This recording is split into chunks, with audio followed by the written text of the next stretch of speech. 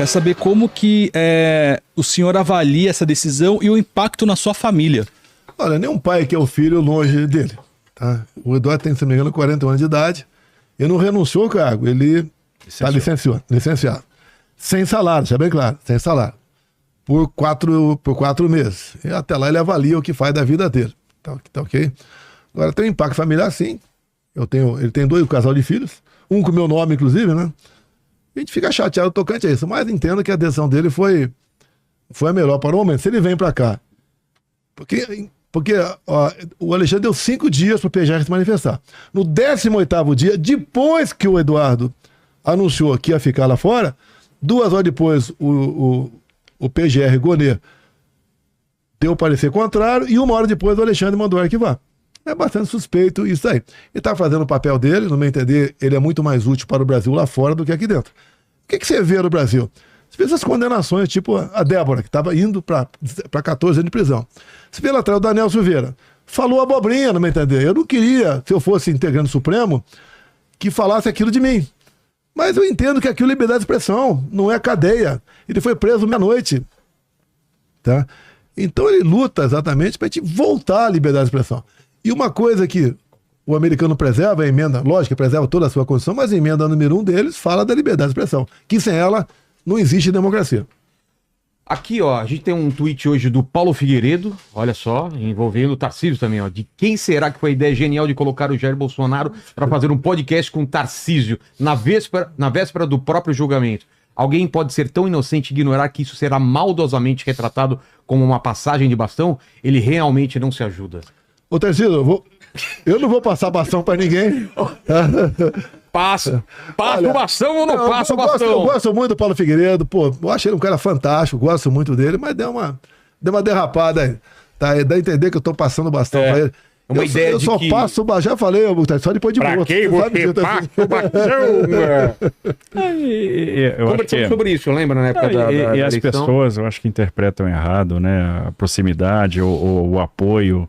A gente vai estar junto do presidente Bolsonaro nesse momento, independente de qualquer interesse, né? Eu acho que... Eu perguntei antes aqui pra ele sobre sucessão, ele ficou bravo. Não tem. Tô inelegível por quê? Exato. Não é justo tirar o Bolsonaro do jogo, é um candidato super viável, é a maior liderança da direita. Como eu falei, é o cara que me abriu a porta, né? E essa eleição minha Mas aqui para São aí, Paulo o pessoal fala que o PT quer que ele fique no páreo, não tem essa conversa?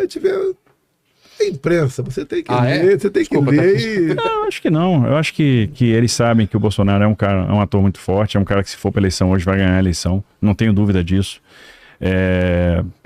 Hoje muita gente que fez o L lá está desencantada, está decepcionada, então todo mundo está vendo o rumo que o país está tomando.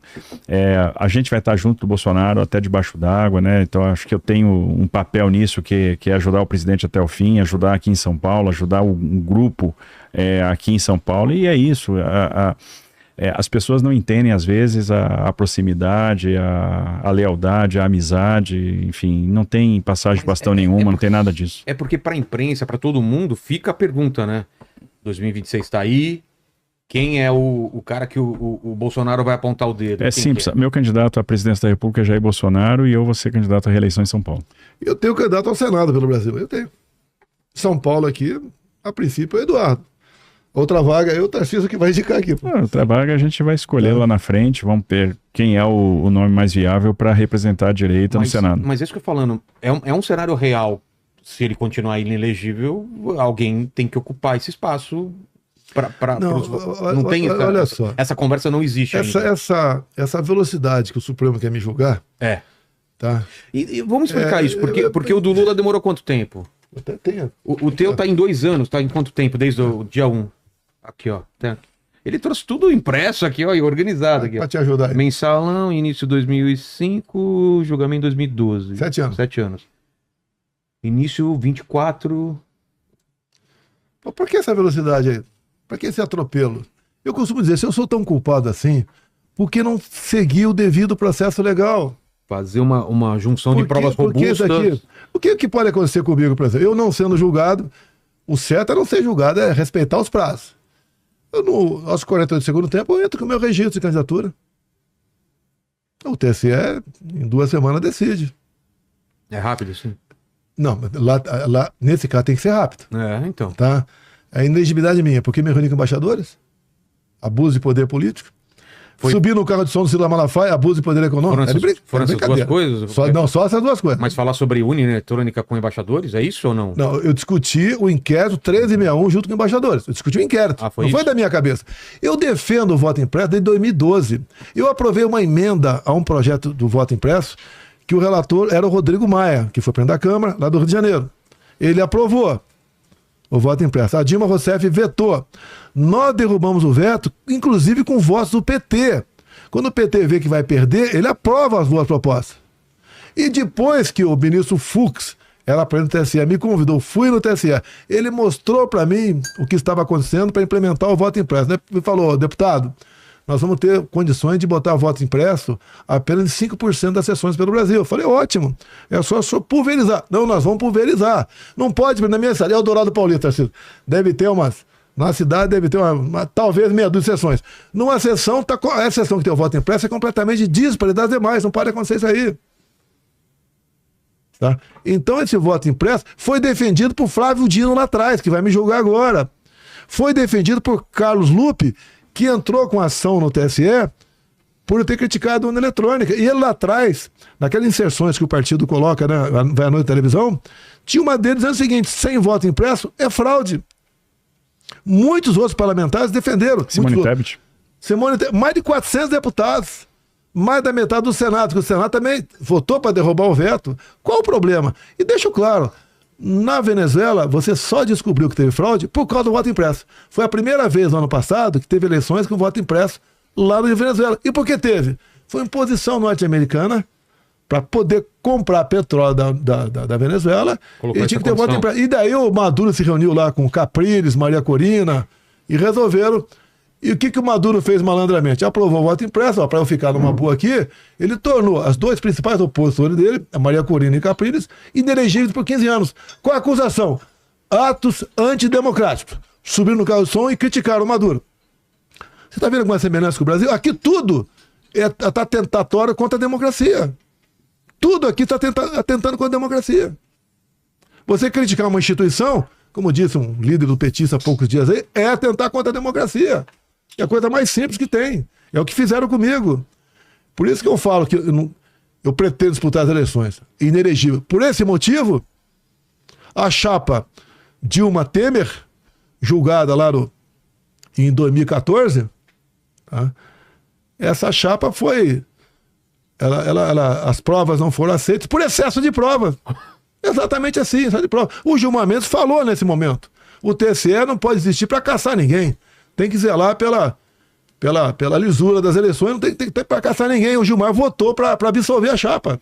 E comigo, depois das eleições, por se reunir com embaixadores, por subir num carro de som do Ciro Malafaia, eu agora cometi 2 crimes eleitorais.